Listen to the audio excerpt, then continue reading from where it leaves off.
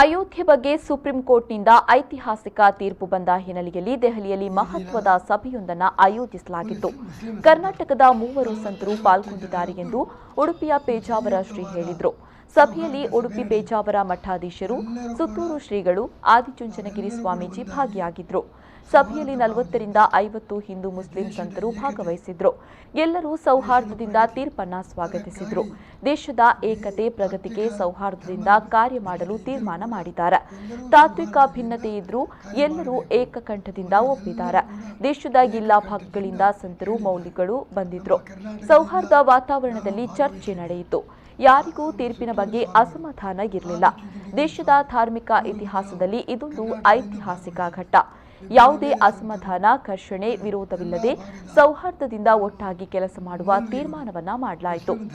ರಾಷ್ಟ್ರದ ಹಿತದೃಷ್ಟಿಯಿಂದ ಇದೊಂದು ಉತ್ತಮ ಬೆಳವಣಿಗೆ ಎಂದು ಪೇಜಾವರ ಮಠದ ವಿಶ್ವೇಶ್ವರ ತೀರ್ಥ ಸ್ವಾಮೀಜಿ ಹೇಳಿದರು. ಈ ದಿನ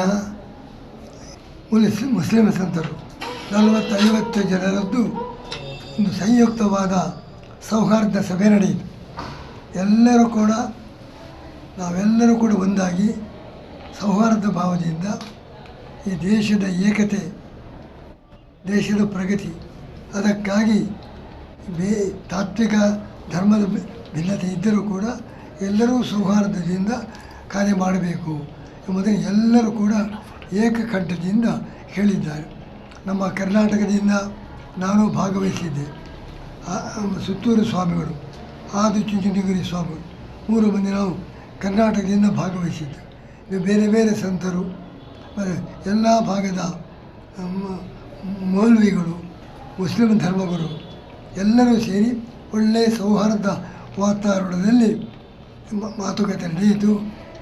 ಎಲ್ಲರೂ ಕೂಡ ಮಾತಾಡಿದರು.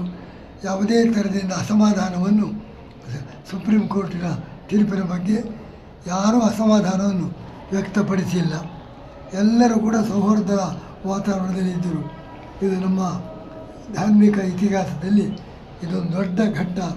ಈ ರಾಮಜನ್ಮ ಭೂಮಿಯ ವಿಷಯದಲ್ಲಿ ಯಾವುದೇ ಥರದ ಅಸಮಾಧಾನ, ಘರ್ಷಣೆ, ವಿರೋಧ ಇಲ್ಲದೆ ಎಲ್ಲರೂ ಕೂಡ ಅತ್ಯಂತ ಸೌಹಾರ್ದದಿಂದ ಒಪ್ಪಿಗೆ ನೀಡಿ ಒಟ್ಟಾಗಿ ಕೆಲಸ ಮಾಡೋಣ ಎಂಬುದಾಗಿ ಅವರು ಹೇಳಿದ್ದಾರೆ. ರಾಷ್ಟ್ರದ ದೃಷ್ಟಿಯಿಂದ ಅದು ಉತ್ತಮವಾದ ಒಂದು ಬೆಳವಣಿಗೆ.